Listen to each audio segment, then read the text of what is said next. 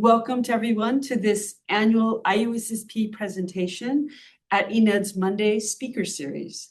The title of today's session is Rethinking Global Family Planning Measurement, Bringing in a Rights, Justice, and Person-Centered Lens. I'm Mary-Ellen Zupin. I'm the Executive Director for the International Union for the Scientific Study of Population. We're based here at INED. And before introducing the speakers today, I wanted to make a couple announcements for those joining via Zoom.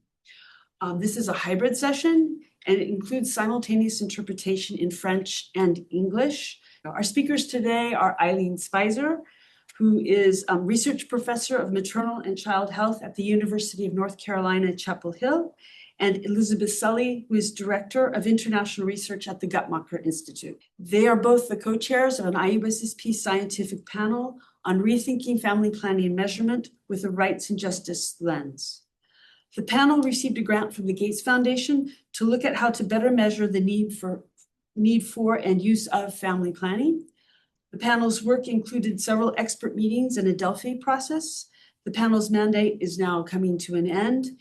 They recently published a special issue in the journal Studies in Family Planning, and they'll soon be publishing their conclusions and recommendations for a new framework for measuring family planning. So this is an opportune moment to learn more about this work. Heini Vaïsänen, who's a social demographer here at INED, and his research is in the area of sexual and reproductive health, will intervene as discussant, and we hope many of you will pose questions and comments during the discussion. For those of you online, you can also pose your questions in the chat. Okay, the speakers have 30 minutes, and now I'm going to give the floor over to Ilene and Beth, or Beth and Ilene. I think it's Beth who's going to speak first. Good morning. Thanks everyone for joining us today. As Mary-Ellen sort of gave a nice overview of the panel, it's a really nice moment to be coming to talk about the work we've been doing, because it's been 3 years that we've been engaged in this process, and we're moving towards this end stage of recommendations. And so want to sort of tell that narrative of where we started and why, what we've done, and where we're going to with some of these recommendations at the end. So it's really going to be a bit of a story of the work that our panel has been doing over the last 3 years. We're mostly going to be talking about contraceptive needs specifically in this, but I think a lot of the principles and framings we're using for thinking about new measurement development can be applied more broadly across sexual and reproductive health. So I just want to start off by presenting the full steering committee that runs this panel with Ilene and I, because this is really a collective effort of this group who've been working together for years now on all of these activities. And then the larger set of people who've been engaged in this process across the family planning measurement field. So this is just a picture from our expert group meeting in Mombasa. I see Clementine actually on my screen here was at that meeting, so she's one of those faces there. But we've been engaging a lot of people in conversations throughout this process. And so what we're sharing is not, the work of Ilene and I, it is the work that Ilene and I have been leading with this large group of family planning measurement experts to try to think about what new measurement could look like for our field. This can be really brief because Mary-Ellen did a nice summary already, but we really kicked off the panel with a 2-part webinar series talking about sort of the history behind family planning measurement, how we ended up with the indicators that we have, and to really reflect on how they might no longer be serving us, what new potential directions there could be. This was followed by a multi-day expert meeting that we had in Mombasa, Kenya. We had over 50 research program funding experts from 16 different countries who came together to sort of present some of the new work that they were doing, new ideas for measurement, new proposed indicators, and to really go into deep conversation about what's working, what's not, where do we still have gaps. We did a number of other smaller convenings at regional and international population conferences to continue to broaden in bringing more people into this conversation. And then we just published, and I put a QR code there, but a special issue in Studies in Family Planning. There's a nice sort of summary piece that we did as guest editors, Ilene and I and a few of the other panel members. But there's a lot of this work that started in Mombasa, or conversations that began there, that are now published in that special issues journal. So it's a really nice sort of snapshot of where we are and what some of these new directions are that are coming out from the field. So I'm going to start us off by talking about sort of why we formed this panel to begin with. What are the critiques from our top sort of global family planning indicators? What are the problems we're seeking to solve? What are the frameworks that we're really using to guide our ways of thinking about assessing new measurements? Because we're being very explicit about what lens and frameworks we're applying to think about new measures. And then I'm going to spend a little bit of time talking about what do we mean by person-centered measurement, because I think it's not been, until I think quite recently, so clearly defined for us as a field. And that's a really important frame for the work that the panel has been doing. So I want to spend some time on that. And then I'm going to pass it to Ilene, and she's going to get to the exciting new stuff, which is the work that we've been doing, trying to think through how do we prioritize new measures and this consultative process that we did. And then the recommendations document that the panel is working on now of what are viable alternatives, where are we, what can we start to do to change our measurement. So let me start with the history of what is the problem that we're solving for, why are we critiquing our current set of measures. And I think to do that, I want to sort of frame it, there's a lot of measures in family planning. And so we're talking about how do we measure people's need for family planning, and within that, really thinking specifically about contraceptive need. So our main global indicator is the SDG target 3.7, which is ensuring universal access to sexual and reproductive health care, including family planning. And there's the target underneath that, which is measured the proportion of women of reproductive age who have their need for family planning satisfied with modern methods. So this is sort of the only sort of family planning service need indicator that exists within the SDGs. It's used broadly in the field. Was actually a bit of a new one when it was proposed in the SDGs, demand satisfied, but it's really just unmet need repackaged, I think is how we sometimes describe it. Because the idea here is you take current users, assume that their need is met, and then you divide by current users plus those with an unmet need. And so this is what we're using to track across the family planning field, sort of who has their need met for family planning. But there's a lot of assumptions that are baked into that measure.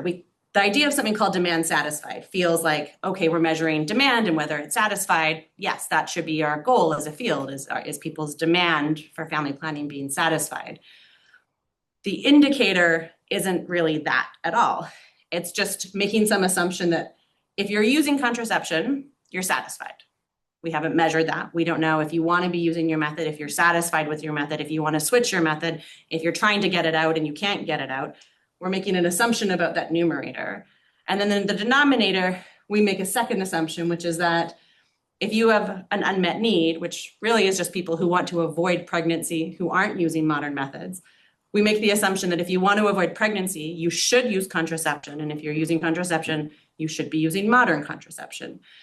So we have this thing that sounds simple, like demand satisfied, and yet within it, we have baked these pretty large assumptions about what people want and what the correct outcomes are for fulfilling those preferences. At no point do we ask people, what do they want, and are you satisfied with what you have? And we see, I think, a second issue with this which is that it's not just the indicators we choose, but then we are building targets based on those indicators. So UNFPA is guided by what's called the 3 transformative results. And the first one is 0 unmet need for contraception. And I think that, when you think about it, you don't want anyone to have an unmet need for contraception. Again, the goal in its sort of framing sounds right, but how we measure it when it's based on unmet need then makes these assumptions that everyone who wants to avoid pregnancy should use modern family planning, right? And so we're going to get into this a little bit more. And I should say, I have also published work talking about zeroing out unmet need, how much it would cost. And so I'm not just trying to critique UNFPA here. I can critique my own work and work of my colleagues. It has been the dominant paradigm in our field to talk about unmet need and fully reducing unmet need without really diving into what all that means and what that looks like.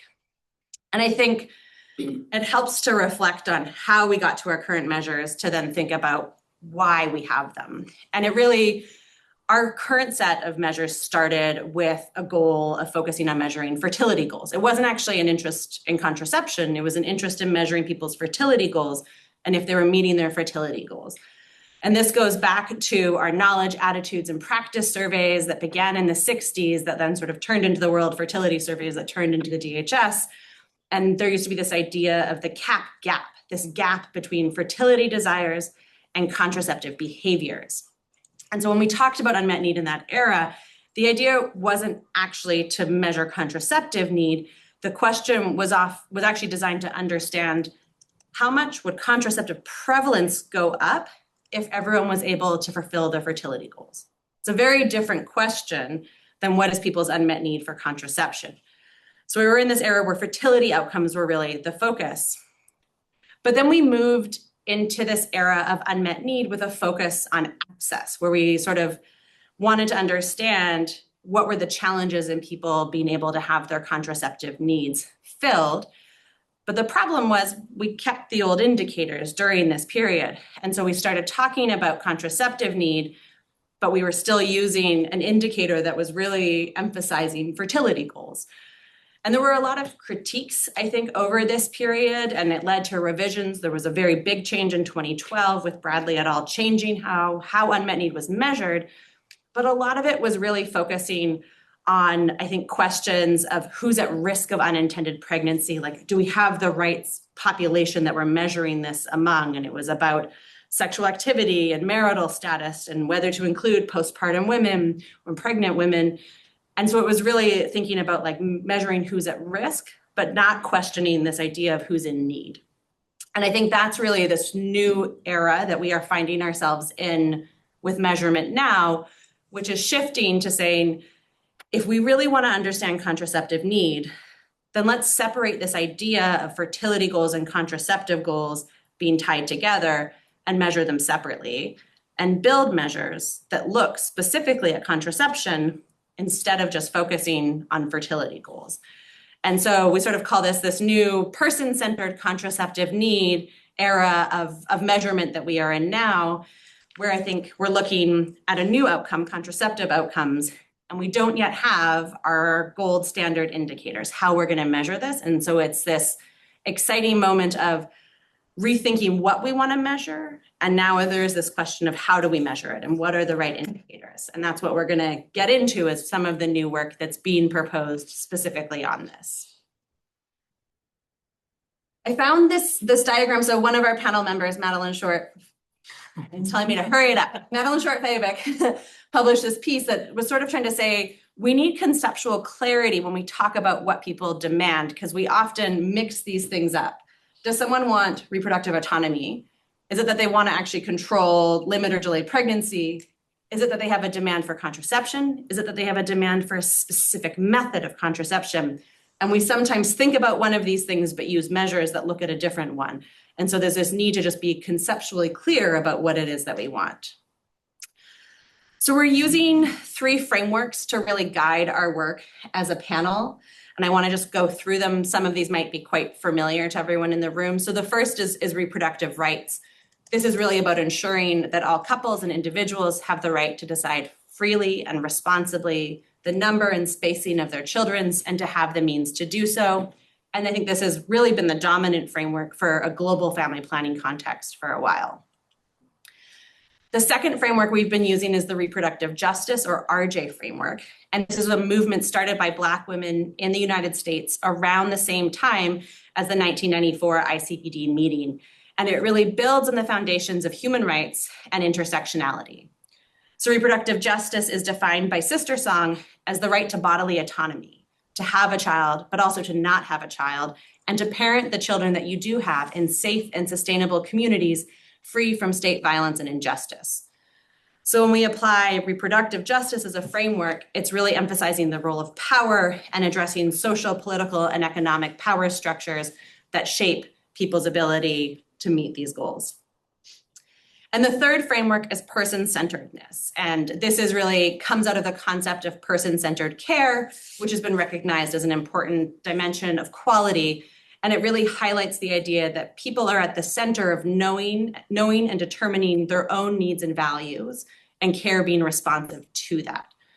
So then person-centered measurement is thus about centering people's own needs, preferences, and values in what it is that we're measuring. So it's building on this principle of person-centered care, thinking about person-centered measurements that also put individuals at the center of defining what it is that they need and want. And so when we bring these frameworks together, this is what's really guiding the work of the panel overall. So what it means is looking at centering the needs, values, and preferences of people and how we design our measures. It means looking at a range of equally valid choices and reproductive outcomes. So this includes the right to use a method, but also to choose not to use a method, or to switch, or to discontinue, or to have an abortion. At the same time, it means when we're focusing more on what people want, we also need to be thinking about what's shaping people's preferences. So the social and cultural, economic, legal, and policy influences that shape what choices people have. And then it means considering the role of power dynamics at individual and institutional and systems levels in controlling and shaping that. So I want to get Ilene to get to the fun stuff in a second, but before I do that, I just want to talk about in a bit more detail, what do we mean by person-centered measurement? Because I think this is something where we haven't had a clear definition as a field of what we mean by that and how we assess if something is person-centered or not. And Claire Rothschild and colleagues published a commentary in the special issue that just came out that I would encourage people to look at if you haven't seen it, but I think does a really nice job of providing a definition that we can use to assess whether a measure is person-centered or not. And first, they sort of make clear this difference between person-centered care and person-centered measurement. The idea that person-centered care is about sort of the content and processes of care that are person-centered. Person-centered measurement is about how the measure is framed and interpreted. The second thing that they do in the paper is they really give a two-part definition of what does it mean for a measure to be person-centered. The first is if the measure assesses an individual's self-identified values, needs, or preferences. So people being able to identify for themselves rather than as a researcher saying, this is what they need. It's someone saying, this is what I need and this is what I want in the context of my life. The second part then is the measure reflects an individual's own definition of a good or a bad outcome. So there's not an idea of using a contraceptive method is the good outcome and we're trying to see who has that good outcome. We're taking an agnostic view of whether someone is using or not using and letting them define for themselves what they want.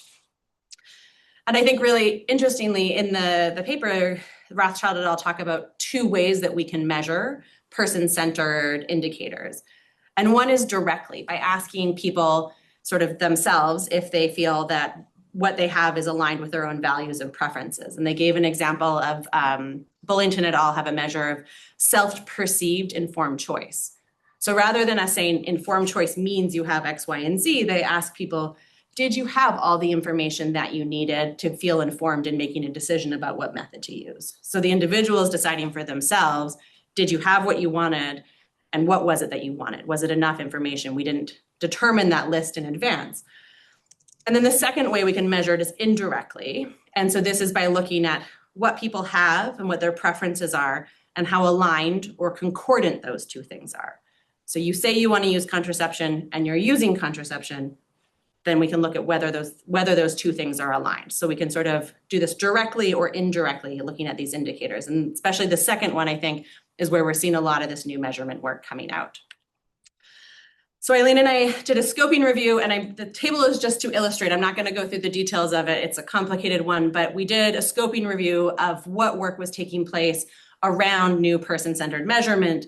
And all of this is just to say that as a field, there's a lot of new work taking place in this area. So the left column is sort of the scale, well, sort of where they're at in the development process, formative scale development validations, whether it's cross-sectional, longitudinal, and at the top, sort of different focuses of different areas of person-centered measurement of method preferences or around decision-making agency. And so just to say there's a lot of new work that is taking place across the field at this moment. And then there's this challenge of, we have this problem with unmet need.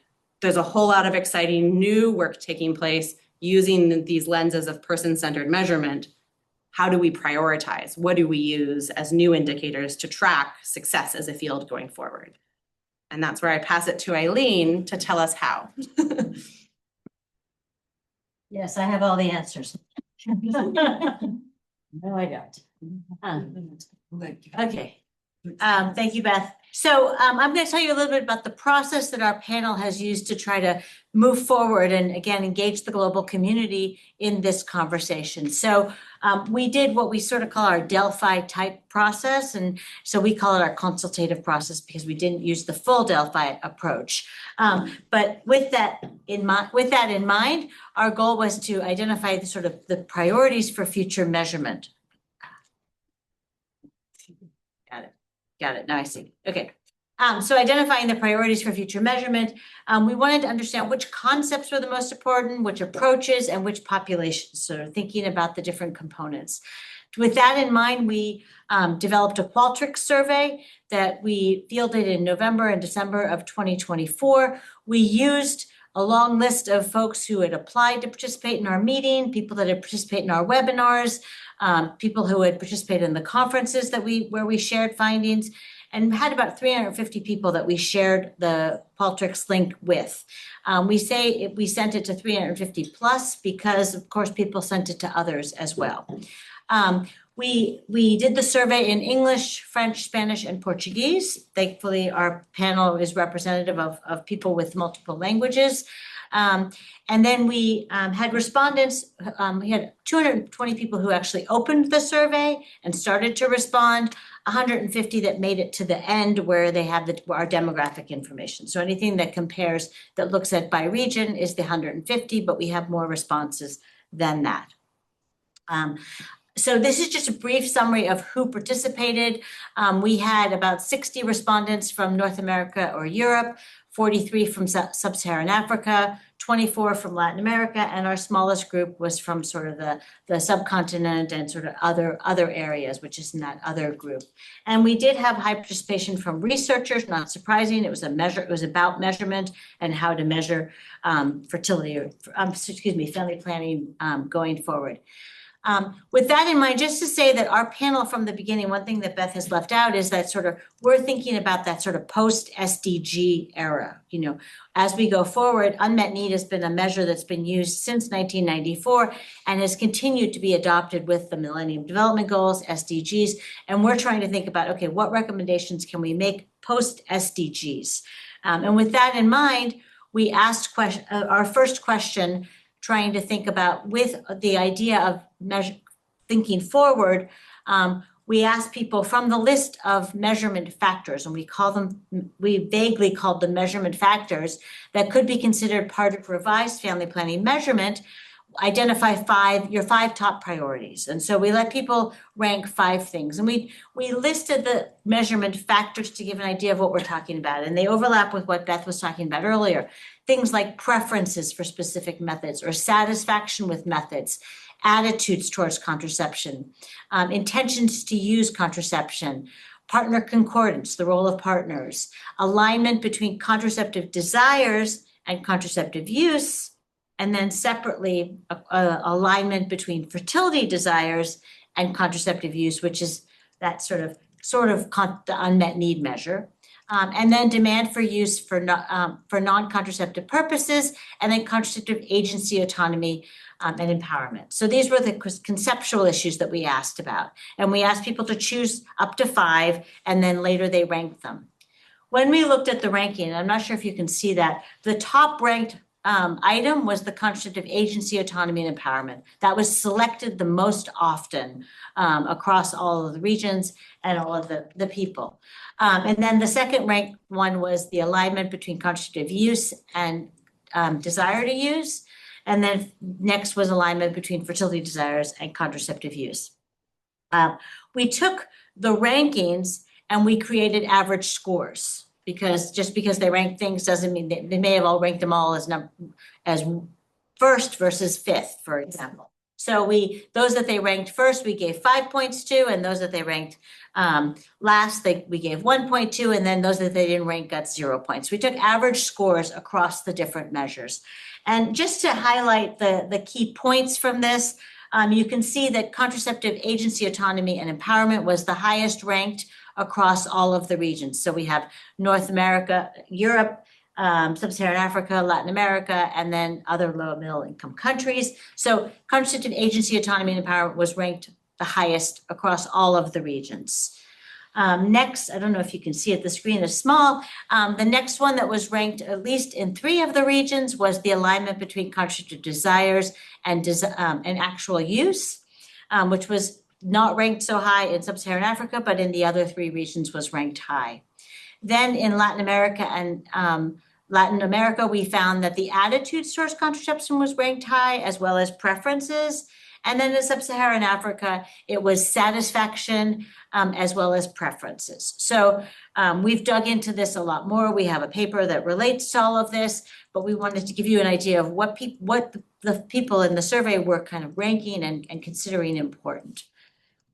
We only asked 3 questions, 3 main questions in this survey.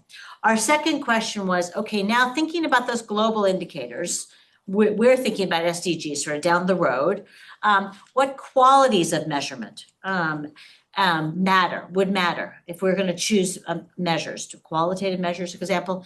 So the kinds of things we were talking about was that we have measures that are assessed among users and non-users, that they're easy to integrate into existing surveys, they're comparable across countries, can be used to measure achievement of goals, that change indicates a positive or a negative, that it's not kind of this measure that's going to go up and down, et cetera, is measured among couples, can be collected in national surveys, can be collected in routine health information, captures dimensions of equity, focuses on a person's self-identified needs, desires, and wants, and measures perspectives of people of all gender identities. So we are trying to get at what's important when we think about not just the concepts, but what are we going to prioritize for measurement?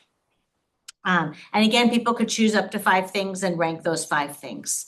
And so again, what we see is across all of the regions, the participants gave the answer of focuses on a person's self-identified needs, desires, and wants as an important ranking. Which again is that person-centered perspective, which we didn't put out there and tell them what that was. Next, we found that in North America and in other low-middle-income countries, that is assessed among users and non-users was important. And then captures equity, perspectives of equity was important in Latin America. And then the last one was that it can be integrated into existing survey platforms, ideally with a small number of questions, and can be comparable across countries was also important in those in North America and in sub-Saharan Africa. So do I have time? With that in mind, I'm just going to open this up so you guys can see it. We did take the information from our rankings of the first question to the International Population Conference led by IUSSP in Brisbane. And we had some small discussion groups. We presented some of our findings and we presented the top 5 areas, which are listed here. And we asked people to vote with their feet, to go to a group where they think would be most important, and to give us some rationale behind why they would select one of these answers or another of these answers. Now, I don't have time to read all of these, but maybe if we share the slides, we can give you, it'll give you a nice idea, and we also have that in the paper.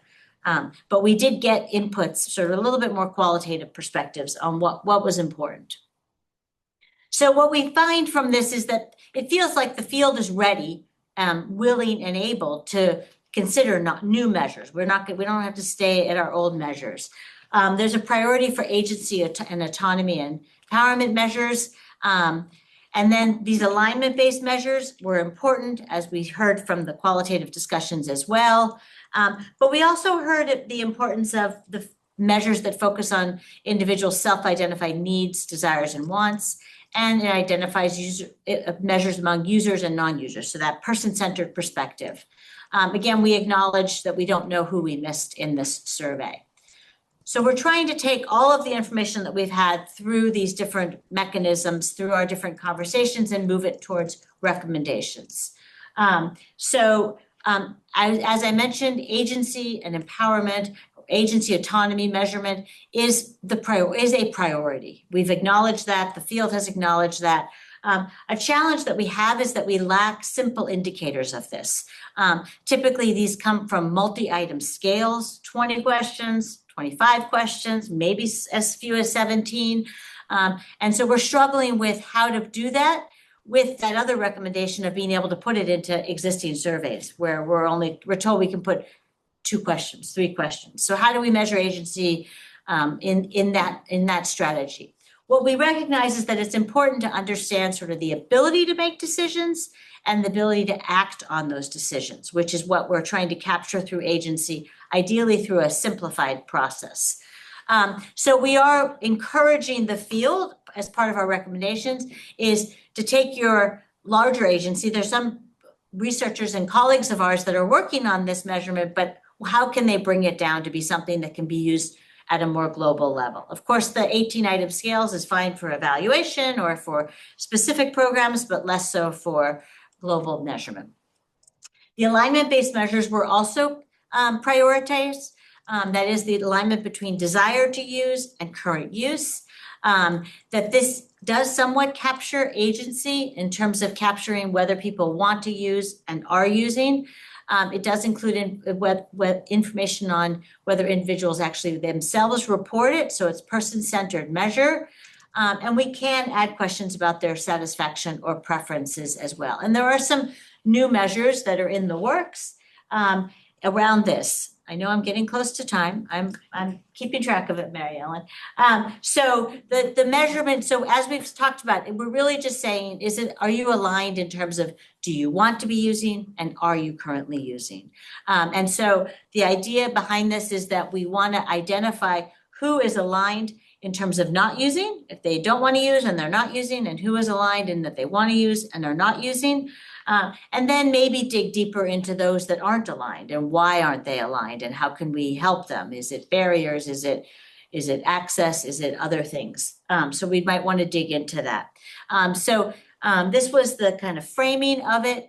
And then there are a couple of new measures that are in the works that we've been collaborating with folks on and communicating with folks on. The first one is preference aligned fertility management, which has just 3 questions to ask, do you currently want to use a method? Are you currently using a method? And do you want to be using your current method? And that's identifying the users and non-users who are actually content with their current status, including their current method. And then the second one is the concept of concordance, which asks also just 2 questions. Are you currently using any method and which method? And do you want to be using your current method? There's some differences. I've simplified this very much. There's differences between these methods in the order of questions and how they ask their questions. There's current work underway to dig into how does it matter what the order is? Does it matter how you ask the questions? Are we getting similar responses? Are we getting similar alignment based as perspectives? But there is work underway to consider those issues, and we're led by these folks in collaboration with others. So we are further along in terms of these alignment-based measures. So the recommendations of the panel moving forward, of course, are to refine and finalize these novel measures, particularly starting with the alignment-based measures. We feel like they're closer to being able to make recommendations for global goals. So thinking about the order of questions, important how they should be asked, and then examining the inclusion of maybe some method-specific preference and satisfaction questions, which were important to the community. We want to make sure that we determine how to interpret progress with these novel indicators. We want to identify the appropriate audience and the level of implementation for these measures. Really, we want to make sure that if we do come up with and promote new measures, that they are appropriately used, which means having indicator reference sheets. The biggest criticism of unmet need measure is that it's inappropriately used and interpreted. If it was used the way it was meant to be used, it would be well, but it's not used that way, partly because of how it's labeled. And then we will need to socialize change, and our IUSSP panel is prepared to play a role in helping to socialize the change towards a new measure. And then last but not least, I put up, this comes from that same paper that Beth referenced earlier about person-centered, defining person-centered measurement, and identifying that there are some measures that are going to be self-reported, some that are person-centered, and some that are rights and justice informed. She doesn't include the justice informed here.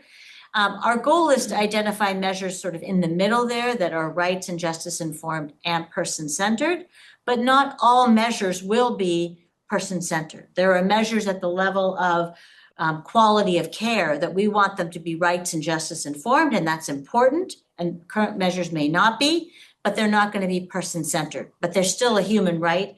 There's still a human right to have quality care. It may not be person-centered measures. So our panel, as we think forward, is thinking about how we can move into beyond the demand and need measures into some of these other areas with a rights and justice and person-centered lens. Thank you.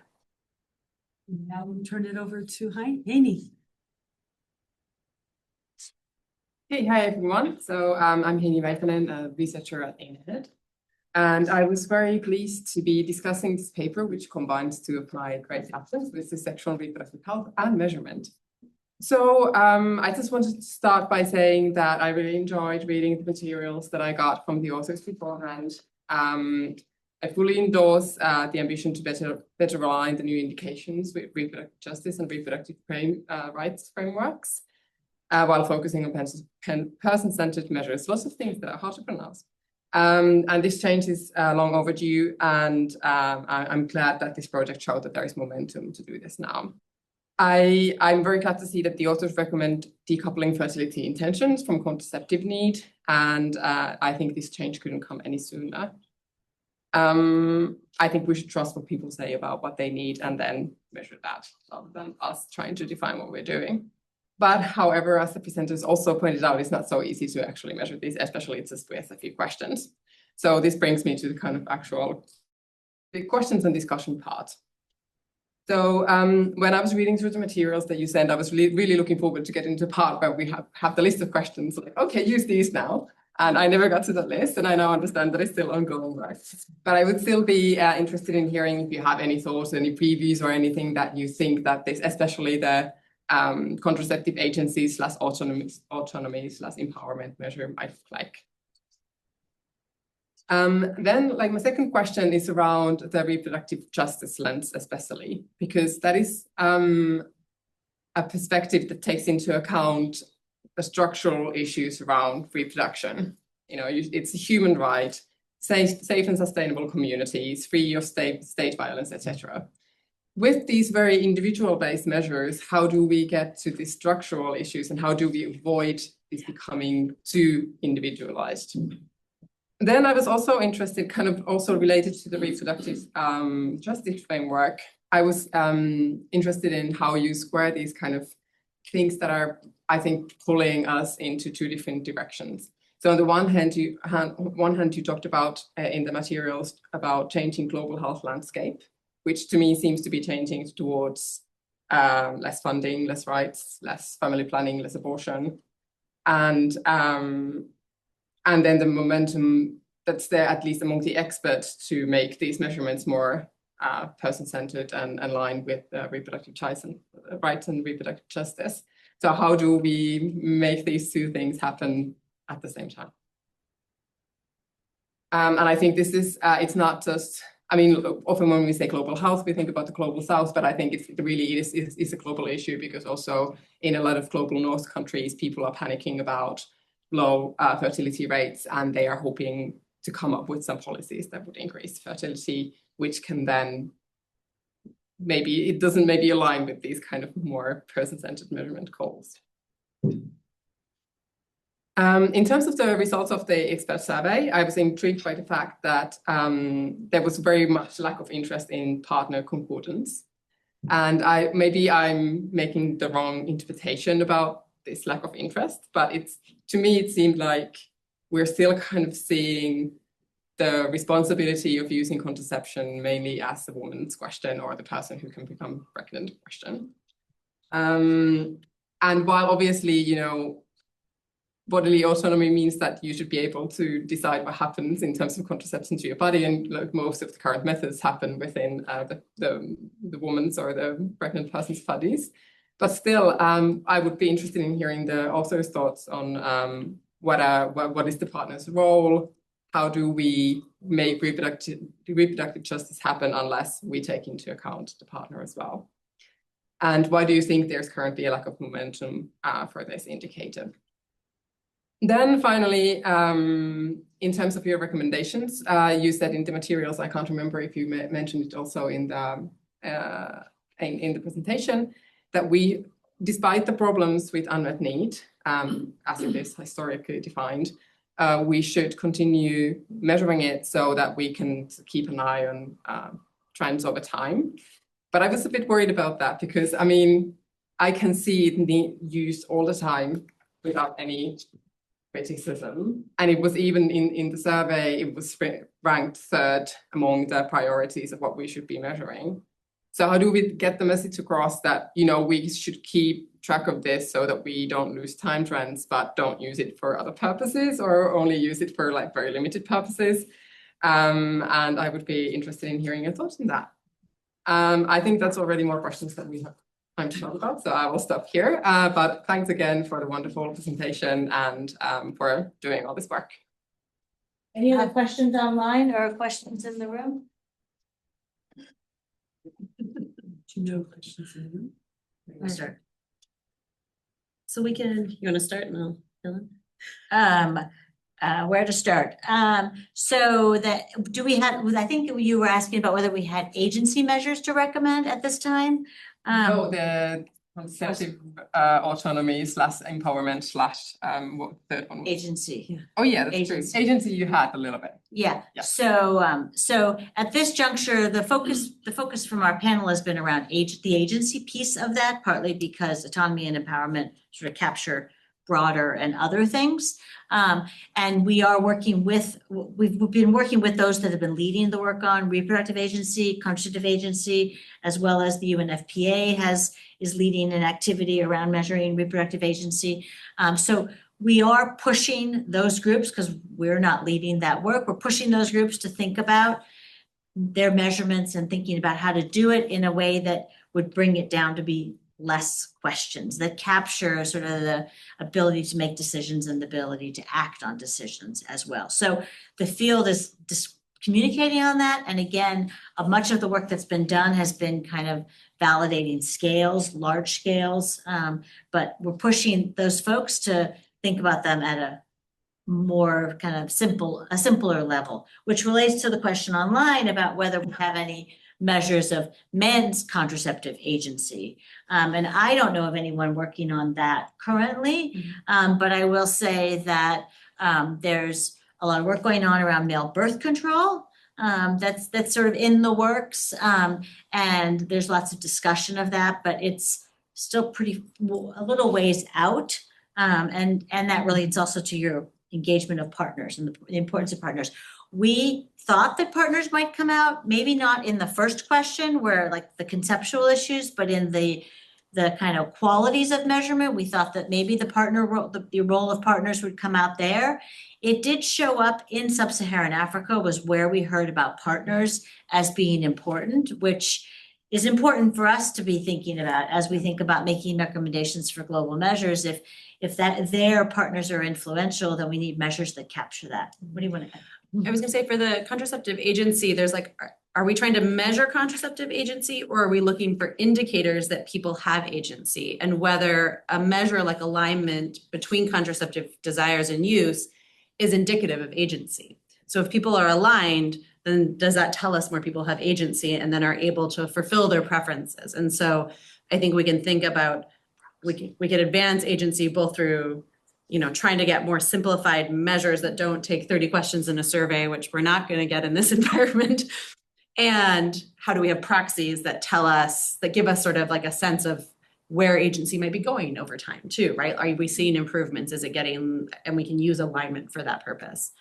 On the partner piece, I think some of the interesting stuff, so from Mahesh Kar and Kelsey Holt's work on the two measures that Ilene showed, is when people ask, because there's questions on the specific methods.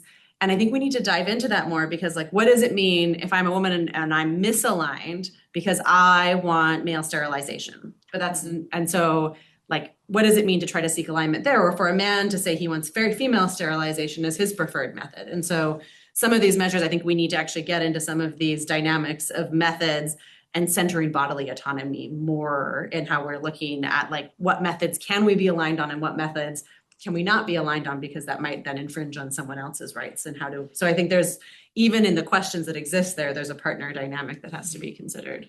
I just want to add also that we've had less opportunity to collect. These are new questions that we're proposing. We've had less opportunity to collect them among men, although we are looking to propose some of these alignment-based questions into a survey that includes both women and men. And so we're hoping that we'll have a better sense of that as well.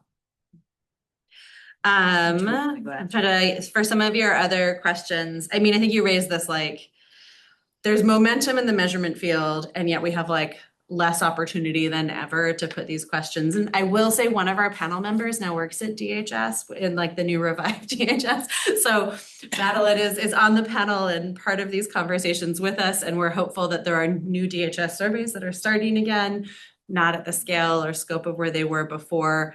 But what we've said is it almost needs to be researchers coming together to collectively push this, that we can't just rely on centralized data systems anymore, that we need to come to agreement, be pushing that together as a field so that we don't end up with researchers in one country doing one measure and another, and then we lack our ability to have comparability. And so there's almost like a need for us to work more collectively on measurement development and putting indicators into surveys in a way that we have not before. And so I think it's like also on us as a research community to start to act a little differently too.